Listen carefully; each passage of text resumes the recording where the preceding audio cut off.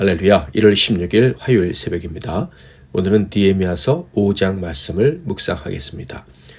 느헤미야서 5장 말씀 중에서 19절 말씀만 봉독해 드리겠습니다.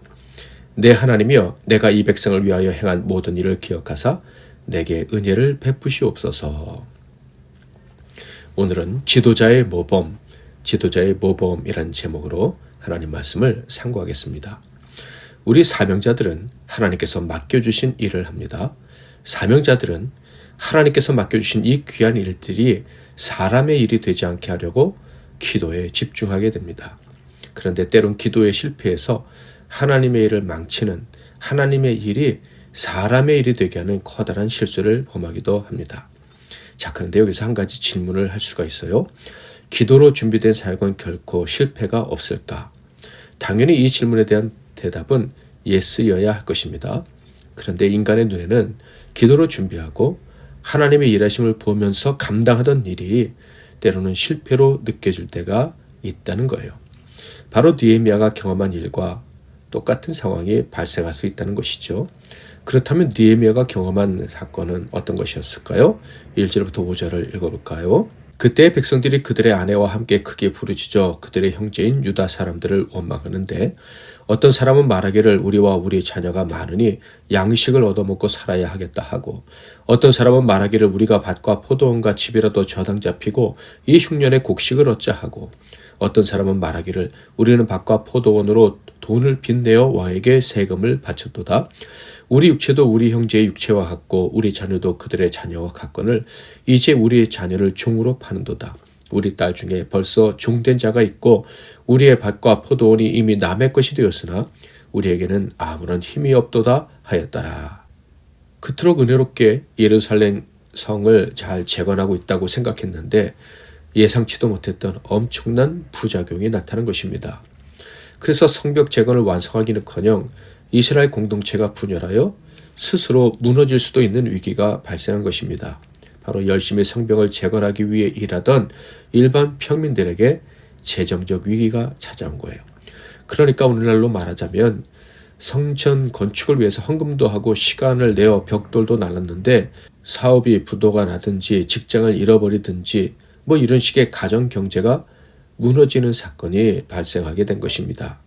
먼저 그 나라와 그 일을 구하면 모든 것을 채워주시리라 믿는 믿음으로 열심히 주의 교회를 위해 충성합니다. 그런데 하나님께서는 그들의 삶의 필요를 채워주지 않으셨다는 심각한 회의에 직면하게 되는 그런 상황이 발생을 한 것이죠. 먼저 그 나라와 그 일을 구하면 모든 것을 채워주시리라 믿는 믿음으로 주의 교회를 위해서 열심히 충성했습니다. 그런데 하나님께서 그들의 충성을 외면하시는 것처럼 삶의 필요를 채워주실 뿐만 아니라 있던 것까지 사라지게 하신 것 같은 그런 일이 이스라엘 공동체 내에 일어나게 된 것입니다.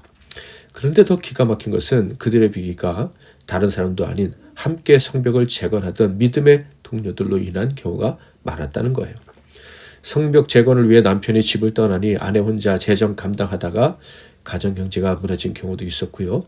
또한 땅이 있어도 경작할 시간이 없어서 땅을 저당 잡히고 먹고 살았는데 이제는 가족이 노예로 팔려야 되는 지경에 빠진 경우도 있었던 거예요. 그런데 그들의 땅을 저당 잡고 그들의 몸이 노예로 팔리게 하는 자들이 다름 아닌 같이 성벽을 재건하는 동료들이었다는 것입니다.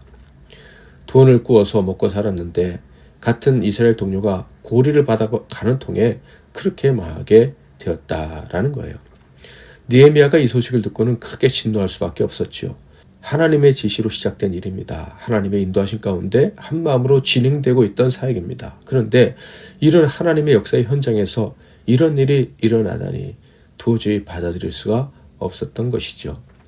그는 하나님의 뜻에 대해서 회의를 가질 수도 있었을 것이고 반대로 신앙적으로 헌신하는 모습을 보이는 사람들이 실제 생활은 달랐다. 실제 생활은 너무나도 이기적이었다라는 모습에 실망이 커서 그들과의 동행을 포기하고 싶었을 수도 있었을 거예요.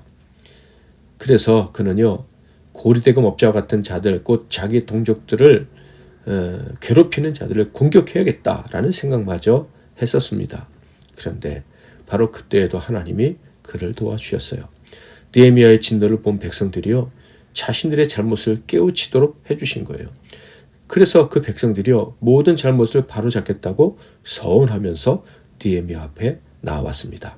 11절 12절 그런즉 너희는 그들에게 오늘이라도 그들의 밭과 포도원과 감람원과 집이며 너희가 구워준 돈이나 양식이나 새 포도주나 기름의 100분의 1을 돌려보내라 하였더니 그들이 말하기를 우리가 당신의 말씀대로 행하여 돌려보내고 그들에게서 아무것도 요구하지 아니하리이다 하기로 내가 제사장들을 불러 그들에게 그 말대로 행하겠다고 맹세하게 하고.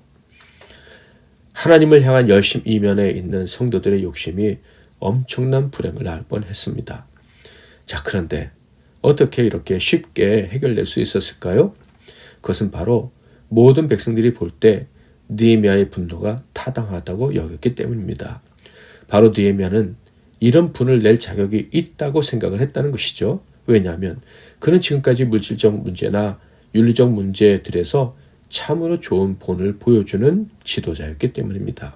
14절 또한 유다 땅 총독으로 채용을 받은 때 곧 아닥사스다 왕 제20년부터 제32년까지 12년 동안은 나와 내 형제들이 총독의 녹을 먹지 아니하였느니라. 감춰져 있던 사실이 갑자기 드러납니다. 아닥사스다 왕 제20년은요 바로 느헤미야가 예루살렘 총독으로 온 그 해죠. 바로 그때부터 지금까지 무려 12년 동안이나 총독이 마땅히 받아야 될 녹봉을 받지 않았다라는 거예요. 원래 느헤미야는 이렇게 오랫동안 있을 줄 몰랐어요. 그런데 12년이 흘렀는데 처음 작정한 대로 여전히 녹봉을 받지 않고 봉사하고 있었다 하는 거예요. 그는 녹봉을 받지 않고 헌신의 본을 보였을 뿐만 아니라 15절과 16절에 보면요. 그 자신뿐만 아니라 그 종들까지도 성벽 공사에 적극 참여시켰고요. 앞으로 안정될 이스라엘 땅의 가치가 오를 것을 생각해서 땅을 사는 일도 하지 않았습니다. 지위를 이용해서 부를 선점하지 않았다라는 것이죠. 그는 지나칠 정도로 윤리적이고 청렴하게 살아가는 본을 보였던 것입니다. 이 면에서 그는 하나님 앞에서 부끄럽지 않다고 주장할 수 있을 정도였어요. 19절 내 하나님이여 내가 이 백성을 위하여 행한 모든 일을 기억하사 내게 은혜를 베푸시옵소서. 결국 이런 지도자 느헤미야의 본으로 인해서 공동체의 위기가 해결된 것입니다. 그로 인해서 하나님 나라를 위한 거룩한 건축 사업이 중단되지 않고 진행될 수 있었던 거예요. 오늘 말씀을 통해서 주시는 교훈은 무엇일까요? 먼저 우리 모두는 실수가 많은 인간이라는 것을 기억해야 한다는 것입니다. 그래서 우리가 주의 뜻대로 주의 일에 기쁘게 헌신할 때에도 욕심이 개입할 수가 있고 그 결과 공동체는 물론 사명자 개인들이 사명감을 가지고 감당하던 일에 대해서 의심을 품어 결국 그 일이 망가지게 될 수도 있다는 것입니다. 그러므로 영적 지도자들, 믿음의 사람들은 이런 부분까지 미리 고려할 수 있는 영적인 통찰력을 갖춰야 하는 것입니다. 그 통찰력이 있어야 문제를 해결하고 앞으로 나아갈 수 있는 것이죠. 자, 그런데 이 통찰력을 어디서 나옵니까? 바로 깨끗한 마음입니다. 모든 삶에서 모범을 보이는 삶을 살아갈 때 이 통찰력이 주어지는 거예요. 그러므로 우리 모두 조금씩 욕심을 내려놓는 훈련을 합시다. 조금씩 더 깨끗하게 살려는, 부족하고 결핍이 있어도 감사하려고 하는, 가난한 마음으로 생활하려는 헌신과 결단을 하도록 합시다. 저와 여러분, 왕같은 제사장들, 각자의 위치에서 때로는 리더 역할을 감당해야 됩니다. 그래서 분별력을 가지고 사람들을 이끌고 위기를 극복할 수 있어야 돼요. 이를 위해서 우리는 기도에 전념할 뿐만 아니라 우리의 일상생활을 점검해야만 합니다. 욕심에 넘어가지 않도록, 가난한 자의 마음을 잃어버리지 않도록 늘 점검하고 노력해야 합니다. 자족할 줄 아는 마음, 범사에 감사하는 마음으로 살아가야 하는 것입니다. 찬양하고 기도했습니다. 정결한 마음 주시옵소서. 정결한 마음 주시옵소서. 오 주님, 정직한 영을 새롭게 하소서. 정결한 마음 주시옵소서. 오 주님, 정직한 영을 새롭게 하소서. 나를 주님 앞에서 멀리 하지 마시고 주의 성령을 거두지 마옵소서. 그 구원의 기쁨 다시 회복시키시고 편치 않는 맘 내 안에 주소서. 오늘도 기도하고 복된 하루 시작하겠습니다. 제가 잠깐 먼저 기도하고 또 여러분 각자 기도하시고 하루를 시작하십시오. 하나님 아버지, 우리를 위해 아들까지 기꺼이 내어주신 은총에 감사를 올려드립니다. 그 은혜에 감사하며 주의 나라, 주의 교회를 세우는 일에, 주의 통치가 이루어지도록 하는 일에 동참하여 살게 해주심도 감사합니다. 그런데 이 귀한 삶을 살아가는 우리에게는 아직도 다양한 부분에서 욕심이 발동하고 있습니다. 우리에게 자족하는 마음을 주시옵소서, 절제의 마음을 주시옵소서, 가난한 자의 마음을 허락해 주시옵소서. 윤리적으로도 점점 더 완전해져서 주의 일에 방해가 되지 않을 뿐만 아니라 실수한 자들에게 갈 길을 보여주는 모범된 삶을 살아가는 우리 모두가 되게 하옵소서. 그래서 평생 주의 나라를 위해서 쓰임받는 복된 일꾼이 되게 하옵소서. 예수 그리스도의 이름으로 기도하옵나이다. 아멘.